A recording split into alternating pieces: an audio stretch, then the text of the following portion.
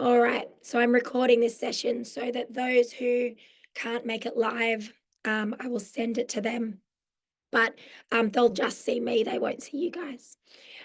So welcome, my name's Alex Wilson. I do not usually sound this way.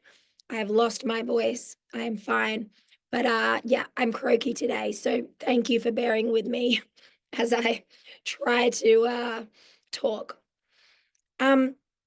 Welcome to Mindfulness Without the Woo Woo. So, in today's session, I'm going to be going through what is mindfulness and dispelling some of the myths that are around about mindfulness practice and the use of mindfulness for improved mental health and physical health and things like that. And then I'm going to introduce you to a couple of my favorite practices that you might want to play around with. If you have questions, please feel free to pop them in the chat as I go, and I'll see them pop up and then I can address them. And at the end, I'll invite people if you want to have a chat to be able to do that. Alrighty, I'm going to get my slides up here for you guys.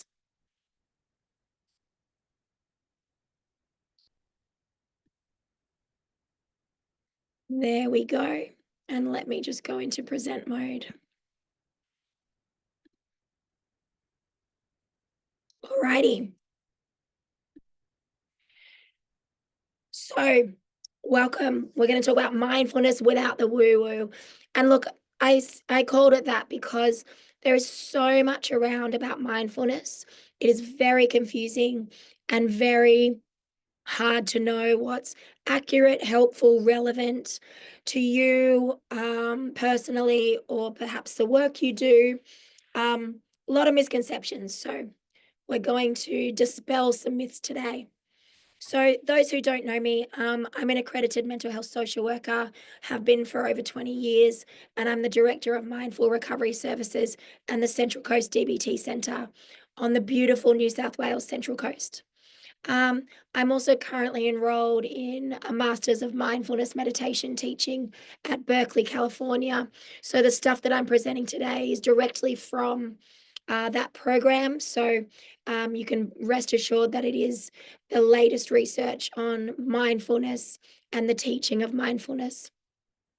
And I also provide clinical services. Me and my team run DBT services, dialectical behavioral therapy services, which is a mindfulness-based therapy model. We run that here on the Central Coast, and we also do training and supervision for professionals in all things mental health.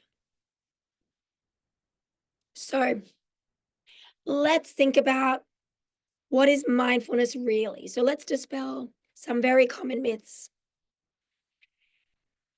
One of the most common myths about mindfulness is that it's supposed to be some relaxing experience, right? I'm going to like put on my meditation and I'm suddenly going to feel totally relaxed and at ease. Now, sometimes when we practice mindfulness, that might happen. We may feel relaxed, but it's important to understand that's not actually the goal of mindfulness. It's a nice byproduct. And certainly over time, the more people practice, the more relaxing it gets. But mindfulness, particularly in the beginning, can sometimes be very unrelaxing. What we're trying to do is actually be present with whatever comes up rather than trying to make it something. So don't be put off by this. It will be relaxing sometimes, but if we can let go of that expectation, when it's not relaxing, we can still see benefit in the practice. Another very common myth is that mindfulness, the aim is to clear the mind, is to like get rid of thoughts. I don't know how to do that. I don't know anyone who can truly do that. Thoughts are there for a reason. It's just part of being human. And a lot of us have very busy minds. The Buddhists call it monkey mind. There's like incessant chattering. We're never going to clear the mind. What we can do is we can have thoughts have less of an impact, right? We can notice them and allow them to come in and out, but they don't ever go away completely, right? Again, this is important because if I'm trying to clear my mind and I'm not having any success, I'm going to feel frustrated. Also, it's important to note, it is not the goal of mindfulness to avoid or minimize unpleasant thoughts, emotions, or physical sensations. Excuse me. So I'm not trying to get rid of unpleasant things. What I'm actually trying to do is increase my awareness to unpleasant things, and that in turn minimizes the impact. This is something we call the pain paradox. The more we try and avoid emotional pain, the more intense it will get. Feelings want to be felt. Mindfulness gives us a safe structure and a safe way to be with unpleasant emotions so that we can move through them more easily. But we're not trying to get rid of them, but it will make them more manageable. Tell me in the chat if there's other myths about mindfulness that I've missed, other things that you've heard out there or you've thought about. One of the ones actually somebody said to me yesterday in a group was the idea that mindfulness is some sort of like you have to be a Buddhist or you have to wear a robe or you have to like do some spiritual thing. Mindfulness is not spiritual. It does have its origins in meditation and Buddhist philosophy, but there's no need to be of any kind of religion. Let me see. Somebody's put something in the chat here. Yes, Jane has said it should work immediately, and I don't have time for it. Yeah, mindfulness is a practice, and the idea that like I'll practice and then I'll just do it once and then I'll suddenly feel relaxed. Again, not how it works. It's about repeated practice over time, and that's what the research shows us is that regular practice is what really creates those brain changes. The good news is regular short practice seems to be better than irregular long practice. So I'm better to do 5 minutes every day than an hour on a Saturday once a week. I think that's the good news anyways. I think that feels doable. 5 minutes a day feels doable for me anyways.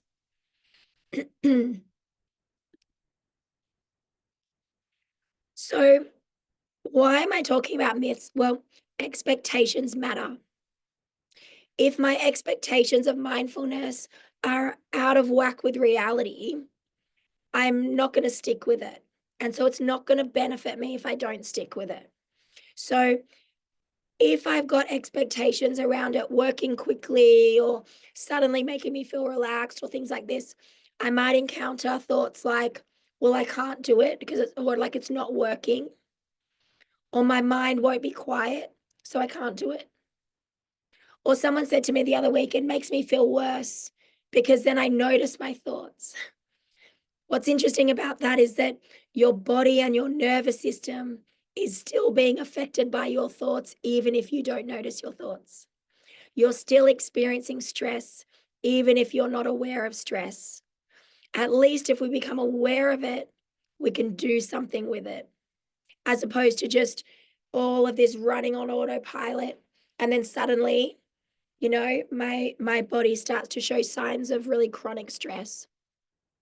This happens with people sometimes where they might be going through life and they're living quite a stressful life, and then they take a holiday. And as soon as they get on holiday, they start having panic attacks or they start feeling really anxious. All that's happened there is that they've been too busy to notice the stress building. And once they've gotten a break, their nervous system is bringing all of it up, which sucks to happen on your holiday. But we want to be able to spot it early so we can address it. Yeah. Some people think that if they're neurodiverse, so if ADHD or you're on the autistic spectrum, mindfulness won't work. The opposite seems to be true in the research. So we've got really good research coming out now that mindfulness-based practices are particularly helpful for ADHD and autism. Or sometimes people are like, there's no point, it doesn't do anything. And again, it might be that they've only practiced a couple of times and yet it hasn't done anything. The benefit of the practice is that repetition, okay? So maybe if we challenge these expectations, it's going to help us to stick with it better. So here is the definition of mindfulness that I really like. This comes from John Kabat-Zinn, who developed the mindfulness-based stress reduction program that you might have heard of. He's an academic and a therapist and a scientist, and he defines mindfulness as paying attention in the present moment with awareness and without judgment. What's really important about this definition is these two parts. We call them two wings of the dove. Awareness is number one, and non-judgment is number two. Now, you'll see out there in the world, a lot of people talk about mindfulness as if it's just awareness. Well, I'll just pay attention to my breath, or I'll just pay attention to my thoughts, or I'll just pay attention to sounds, and that's it. That is a great start. But the non-judgment part of mindfulness is often overlooked, but is actually the really transformative part. Let me explain. So the first wing of awareness, this is where when we start to practice, we start to notice internal and external experiences. So we'll start to notice thoughts, we'll start to notice emotions, we'll start to notice physical sensations, and we might even notice things going on around us more than we did before, right? This happens the first few times we practice. Initially, this can feel uncomfortable. I might start to notice how many thoughts I have, or how negative they are, or how critical they are.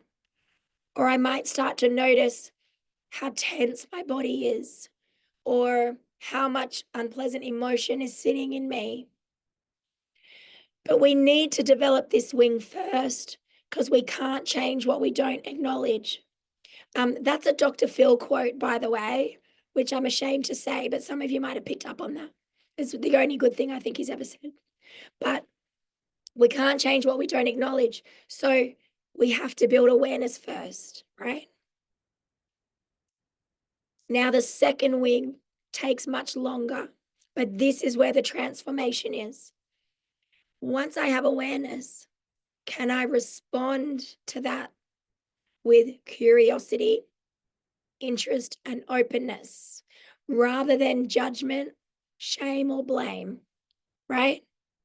Now, let's say, for example, I start to notice I'm having thoughts, right? So I'm aware that, like, my God, I'm thinking a lot about that thing that I said yesterday that I felt really stupid for saying, and I'm rehashing it. And my mind is like, oh my God, oh my God. So I'm aware that I'm thinking about this thing. But if I start judging my thoughts and being like, Alex, why can't you get over it? Just forget about it. You're so stupid for still thinking about it. That is not helpful. And that's the opposite of what we're trying to do in mindfulness.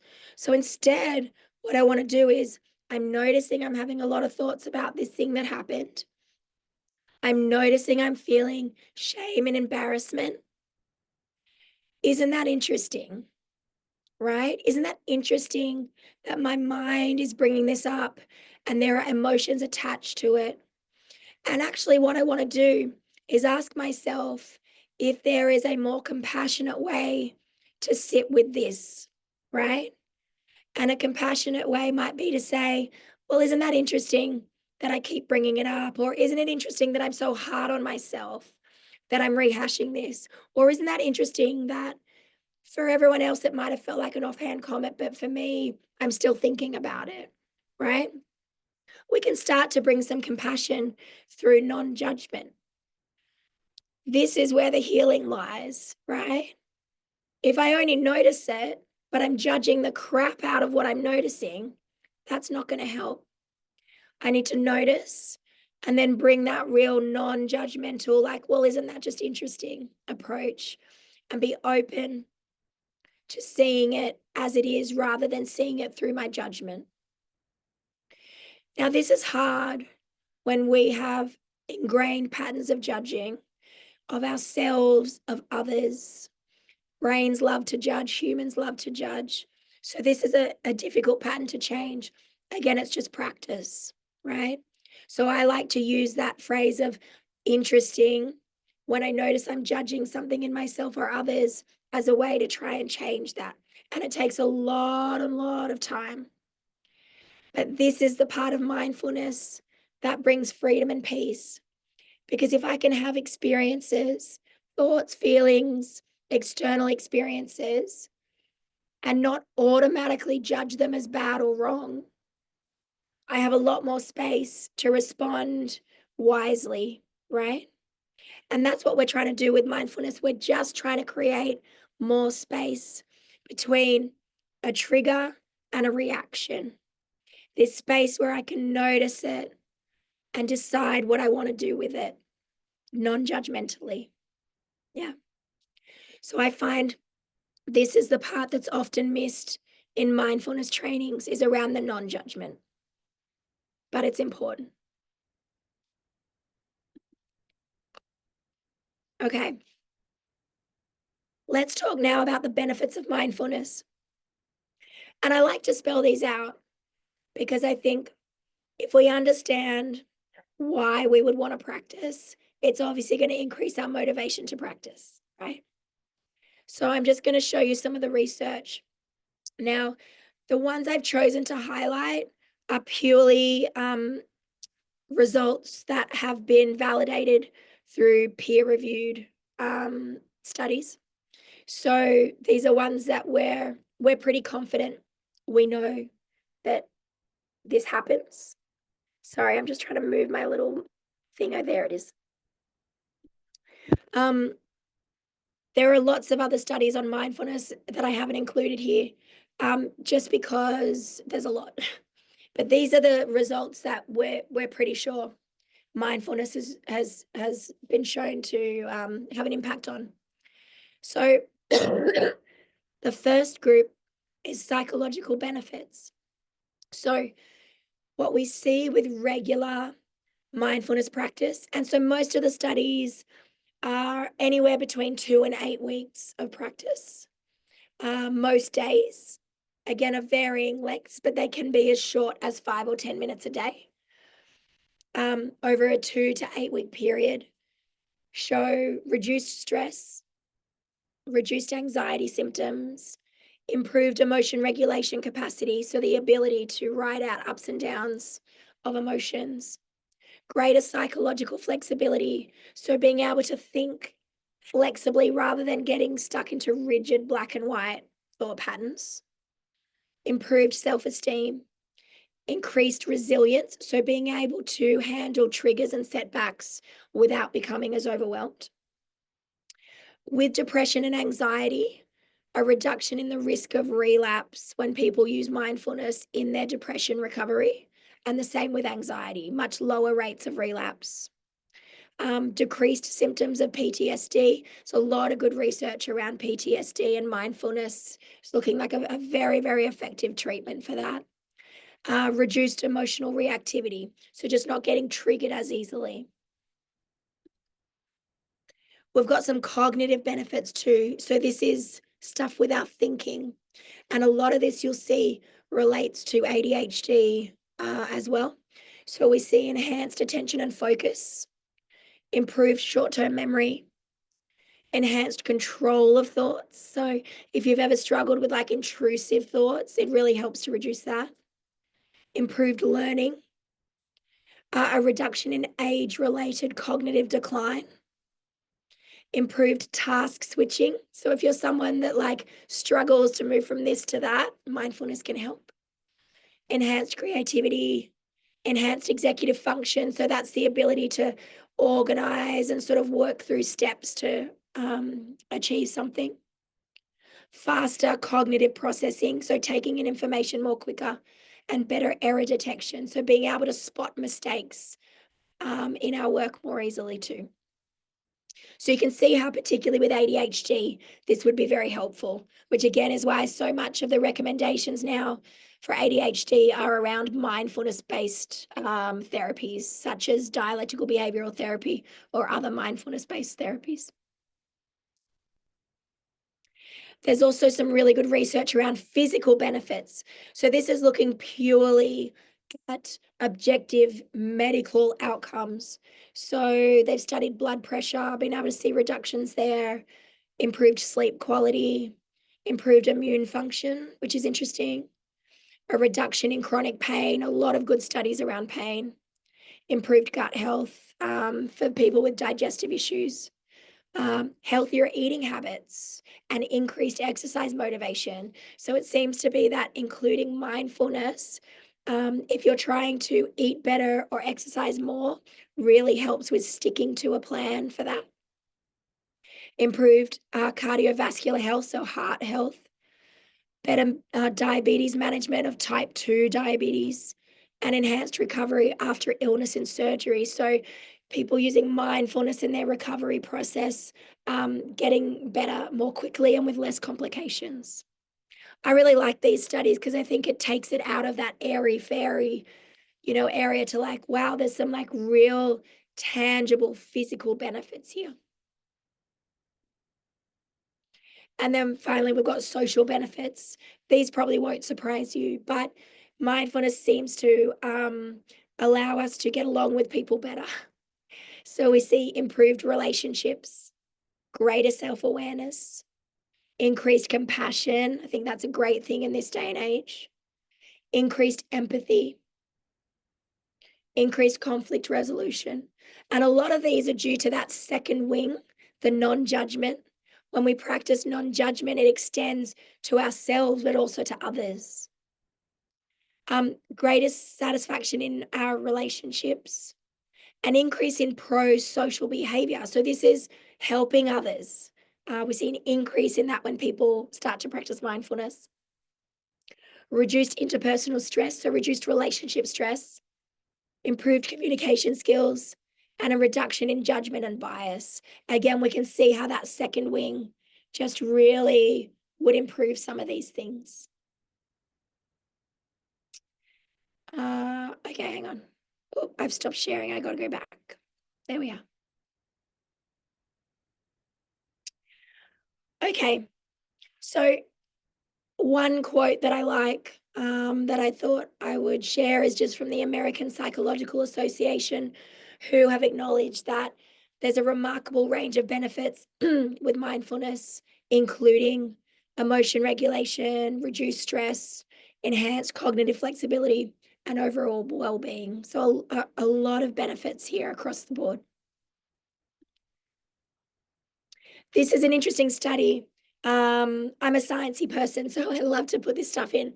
But a really interesting study where they compared people doing an 8-week mindfulness based stress reduction program with just taking escitalopram for anxiety. And they compared these two groups. They found the same improvements in anxiety in both groups. So both groups all reported about a 30% reduction in anxiety. So the efficacy of mindfulness and medication was the same. However, the rate of side effects was much larger for the medication group than the mindfulness group. Now, I'm not sharing this to say that people shouldn't take medication, because I'm a big advocate of medication. I think for the right people, medication can be a game changer and a very, very important part of recovery. But there are people who get bad side effects who want other options, or even if you take medication, double whammy, do mindfulness as well, you're going to get the benefits of both. So we can see that this study really shows us how powerful the mindfulness can be. Again, it's not airy fairy woo woo stuff. It's deeply scientific that it does improve. And if we combine that with medication or other, talking therapies and things, we could get really good outcomes. There are some things to consider though, if we want to add mindfulness into um, a recommended treatment plan. So we know it's effective, right? We've seen the research around that. We know there's less side effects than can happen with medications. The problem is accessibility. So, of course, you can jump online and get, some mindfulness, um, guided mindfulness off YouTube and stuff, but there is a lack of um, high quality mindfulness programs in a lot of communities. Um, and so we need to see an increase in that so people have choice and they can also know that the treatment they're getting is validated by the research. Again, it's being delivered by somebody who's trained in mindfulness and understands the science rather than, just somebody doing a bit of yoga. Like yoga's great, but it's not the same as a mindfulness-based stress reduction program for mental health. Those are different. Mindfulness-based stress reduction is a, researched, manualized, like there's certain steps and practices that are in that are always in that we know work, as opposed to a bit more of a loosey-goosey approach. So we want treatment options to be personalized and for people to have choice. And we want them to have mindfulness as an accessible option. Okay, let's talk now about how to practice. And hopefully I'm not missing anything in the chat. I'm just going to stop my share for a minute. Cheryl's asked, what are some examples of side effects do people report from mindfulness? Okay, so this is tricky to look at, but mostly, Cheryl, people reported things like feeling more tired when they were practicing. So it seemed to be more when they were practicing. So feeling tired, falling asleep, things like that. That's sort of the biggest one. Or some people again felt that thing of I'm noticing my thoughts and that's increasing my stress. Again, they probably just need more training. But tiredness, sleepiness was probably the biggest one there. Interestingly, so I've struggled with sleepiness in my practice quite a lot. And one of my mindfulness teachers said to me, and at the time I had quite young kids, and I was like, oh, every time I practice, I'm falling asleep. And he said, well, maybe you're tired. I was like, yeah, of course I'm tired. He's like, so maybe you should sleep more. I was like, okay. So actually what was happening is that my body was just telling me the obvious, which was I was tired and I should sleep more. And so, yeah, could I put more energy into actually getting to bed earlier or having some more sleep? But that seemed to be the main thing that people, that bothered people. Good question. Okay. Let's think now about how to practice. So again, you'll see so many different options out there about ways to practice and guided practices and all that sort of stuff. Basically, practices fit into two categories, formal and informal. Now, formal practice is what we think about as like a guided practice. Doesn't always have to be guided, but it often is. And it's where we take time out purposely. We're not going to be disturbed. And we choose an anchor. And that anchor can be the breath, a physical sensation, something we can hear or feel or whatever. And the practice is trying to stay focused on the anchor. And when the mind wanders, bring it back. Wanders, bring it back over and over and over again. The goal is not to stay perfectly focused on the anchor. The goal is to notice when the mind has wandered and practice bringing it back again and again and again. Now, formal practice is really great for developing and deepening focus. We know that we can kind of like practice focus and get better at it. However, formal practice can be uncomfortable. It can be physically uncomfortable, like sitting still for a long time can be uncomfortable, but it can be emotionally uncomfortable too. And some people feel like there is so much going on with them that sitting with their thoughts and feelings just feels too much. Um, this might come up if somebody's got a lot of trauma that they're dealing with, and a formal practice may not be the best type of practice for them. Also, some people feel triggered by things like paying attention to breath. So, some people with anxiety, they find paying attention to breath quite triggering. So I would say don't use the breath. Let's use a different anchor. So we always want to have options. Um, we can also invite people to practice with their eyes open rather than closed, as that seems to sort of reduce the intensity and the discomfort. Or we might encourage people to walk and move rather than sit. We also need to think about bodies and whether sitting is a good thing for you or not, because it might not be. We always want to have flexibility. So formal practices can be flexible, but um, some people don't find them helpful or they just find them too uncomfortable.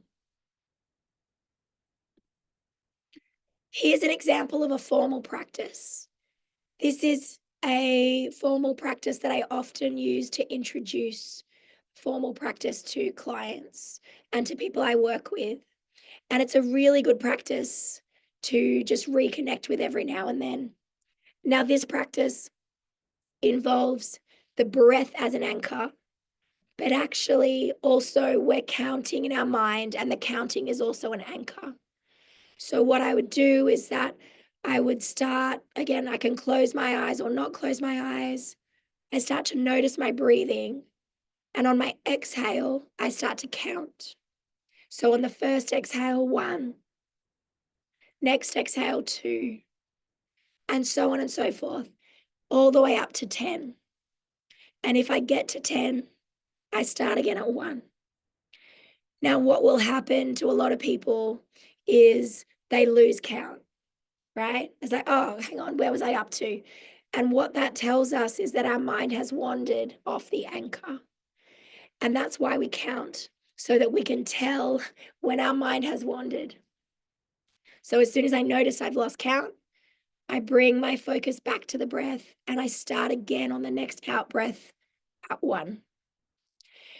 Now, it's important here not to judge if you have to restart and not to judge if you get to 10. It's not good or bad. The goal is not to get to 10. The goal is to notice when my mind has wandered and practice bringing it back again and again and again. So this is a nice introductory practice, and I like to reconnect with this practice every now and then because it's simple. You don't need any fancy equipment or anything for it.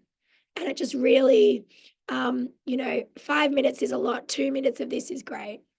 Really just helps train that mind. Wander, come back, without judgment. That's very important. Okay. Other types of formal practice, any mindfulness of breath exercise, mindfulness of body. So, body scanning exercises can fit into this category. Mindfulness of pain or discomfort.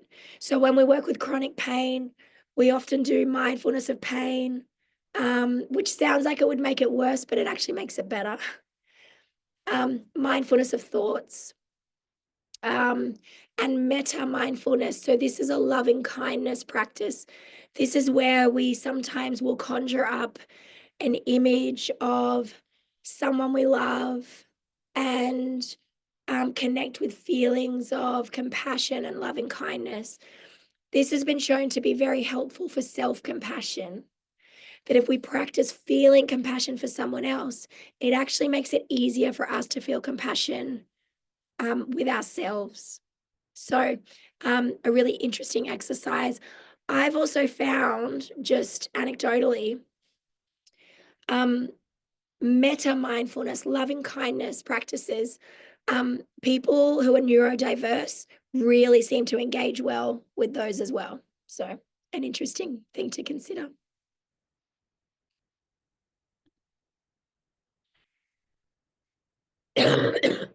Now, the other type of practice is informal practice. So this is where, rather than carving out time to specifically practice mindfulness, I'm going to make an existing activity mindful, right? So, for example, brushing my teeth in the morning. So what would I normally do? I'd normally be brushing my teeth and I'd be thinking about everything I've got coming up in the day. I might be having imaginary conversations with people. Anyways, I'm not really present with brushing my teeth. I'm like elsewhere, right? Which is fine. But if I wanted to make that a mindfulness practice, I would start to pay attention to the physical sensations of brushing my teeth. I would use those as an anchor. And when my mind wanders, I just come back. Mind wanders, come back. So I'm just taking an existing activity and making it mindful, or making 1 minute of it mindful, or 2 minutes of it mindful. So a mindful shower, mindful walking, mindful cleaning, mindful eating. Mindful eating has been shown to be very good for binge eating. If you or someone you know struggles with that, really can be really effective for breaking those patterns. The great thing about informal practice is that it can be done anywhere at any time. You can literally turn any activity into a mindfulness practice, but those same principles need to apply. I'm building awareness and I'm practicing not judging the experience. Some people find informal practice an easier way to get in regular practice. If you're busy, it can be really helpful. And a lot of neurodivergent people find informal practice a much easier way in. So it's just as valuable as formal. Here I've given you a little bit of an example of a mindful eating practice. So I did this one in my group yesterday. We all chose a little piece of food or a drink for the practice. We started by looking at it, noticing what we could see, noticing the weight of it and the visual of it. We then would smell it, and we're just labeling to ourselves in a non-judgmental way. So if I'm looking at, like I had a cookie, right? It was like an Oreo. Okay, so it's brown. I can notice that it's rough. I can notice a pattern. I can notice a smooth white cream in the middle. I can notice a chip off the side. I'm describing it to myself in very objective terms, just matter of fact, what can I see? What does it smell like? Taking a bite. What do I notice as I taste it? What are the textures in my mouth? What are the flavors? What does it feel like as it dissolves? What does it feel like to swallow? Right? And then continuing. A mindful snack can be a great way to get in your mindfulness practice without having to carve out extra time. You literally have a mindful snack each day or a mindful cup of tea, but it's a very different way of having a cup of tea than we normally do, because I'm being very present. And when my mind wanders and it's like, oh, hang on, blah, blah, blah, blah, blah, blah, blah, I just bring it back to the cup of tea again and again and again without judgment, right? Other examples of informal practice, again, shower, brushing teeth, walking, listening to something, cleaning something, moving in some way, yoga, Tai Chi, they can also be examples of informal practice. That doesn't mean all yoga and Tai Chi are mindfulness, but some can be if the intention is awareness without judgment. If I'm just trying to get like a handstand or something, that might be different, right? Still valuable, but different. I want to introduce you to this analogy that I have found so helpful at imagining what practicing mindfulness is like. And it's this analogy of puppy mind. I didn't invent it. Jack Cornfield taught me this one. He talks about the mind being like a puppy, and all of our minds are like puppies. They are very busy. Again, that monkey mind I was talking about before. We all have hyperactive puppy minds. Some puppy minds are busier than others, but everybody's got some version of a puppy mind. It never grows up, It always stays somewhat busy. And the puppy just wants to run everywhere. It's just into everything, easily distracted.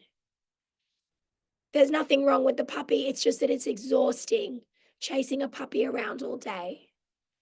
And we find this with our mind. If my mind is just like here, there, everywhere, it gets really tiring and it's difficult to focus and enjoy things. I love these pictures of these puppies. They're just so cute.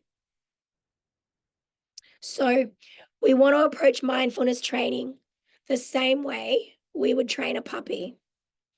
We're going to be patient but disciplined. So I can't expect the puppy to learn it all on day one.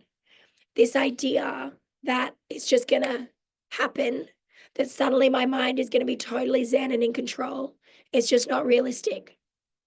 Even very well-trained puppies have bad days where they don't want to sit still, and that's totally fine. Just try again tomorrow. But this discipline of like every day or every so often, I'm going to show up and I'm just going to practice, right?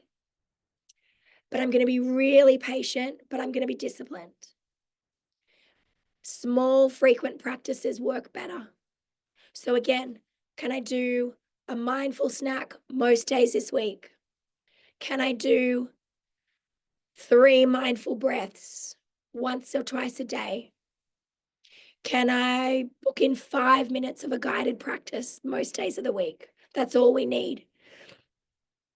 If I try and train my puppy mind for an hour on a Saturday, it's going to be so frustrating, right? Start off small. And then if you want to build up to longer practices, by all means do that.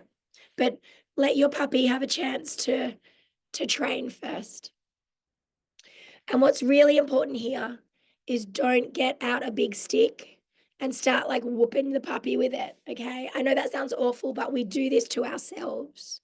So often what happens when people start mindfulness is they're like, oh, I can't do it. My brain's not working. Stupid brain, stupid brain. It's like getting out a big stick and beating that puppy up. Let's not do that. We're trying not to judge the experience, remember? Put the stick down, right? Be kind to the puppy. The puppy's just being a puppy. There's nothing wrong with the puppy, right? It's just being a puppy. So kind, patient, disciplined. And don't expect your puppy mind to turn into a sloth. It never will. And you don't want it to, right? All we're trying to do is train this puppy for brief periods of time to sit and stay. Like if I'm trying to go to sleep, or I'm trying to enjoy something, or I'm trying to focus on something, I just want the puppy to sit and stay rather than me chasing the puppy 24/7, right? This is the attitude we want to bring to mindfulness practice: kind, compassionate, but disciplined and repetitive work, but always with kindness to your lovely brain. Alrighty. So I've left you with some resources here as well. I'll just talk through these before I open up to questions. If you're looking for a great introduction to mindfulness-based stress reduction, John Kabat-Zinn's book, Full Catastrophe Living, goes through that whole program and you can actually practice it at home. But it's also a great resource if you're looking for information on anxiety and stress and how that impacts on our nervous system and how mindfulness can help. So that's a really great book. There's also a website I love called Sounds True. They have all things mindfulness training on there. So they've got short courses, they've got free guided practices, they've got books, you name it, they've got it. All of the leading mindfulness teachers in the world are on there. So really good, credible resources there. We have a program here at my practice called Mindful Workplaces. This is for work teams who want to be happier, more relaxed, and more productive at work. So we've just rolled this program out, and it basically involves going out to workplaces and providing training and guidance on mindfulness, doing practices together, and trying to incorporate that into work teams. Because let's face it, work is like often very stressful. But if we can bring mindfulness into the workplace so it becomes something I practice during my work day, why not? Right. So if you have a workplace that might be into that, let me know. Just reach out to me. And the other thing to mention, if you're interested in dialectical behavioral therapy programs, again, I have a range of clinical programs, online programs as well for professionals as well as just everyday people. If you are interested in more mindfulness-based therapies, DBT falls into that category. There's a very strong mindfulness focus through all our programs. So those are there for you. I'll also send you guys the slides so you'll have them. So we have some time for questions, comments. You can take yourself off mute or you can type in the chat. Let me know any questions you might have. Go. Anything at all. Or anything you've struggled with in your mindfulness practice that you might want to ask about.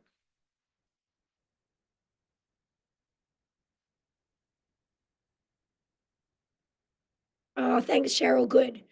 Good. Yeah. My aim here is to yeah, just make it like simple, right? Because we can get really caught up in an explanation. Awesome. Thank you, Jane. Thank you, Tina. Beautiful.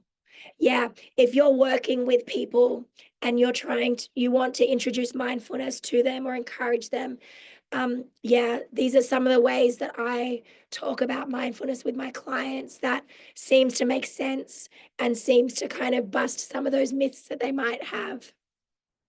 Oh, good, Molly. Thank you. Good, good, good. Yes. Good. Thanks, Laura. Beautiful. Thanks, guys. Thank you for putting up with my very croaky voice. Everyone on the recording will get to hear my croaky voice too. So that's great. I don't, thank you, Cheryl. I actually feel fine. I just sound awful. Thank you, Jane. Thank you. Beautiful. Thanks. Oh, you guys are so lovely. So I'll be sending out the recording and the slides to you guys in your email. Keep an eye out. If you have questions that come up, or if you want to, if you're a professional and you want to ask some questions about training or specifics, please reach out to me. I love to have those convos. Or if a question pops up for you in your own practice and you want to talk about it, please let me know. I love to chat all things mindfulness. Beautiful. All right, enjoy your day, lovely people, and I'll catch you next time. Thank you. Bye. Bye.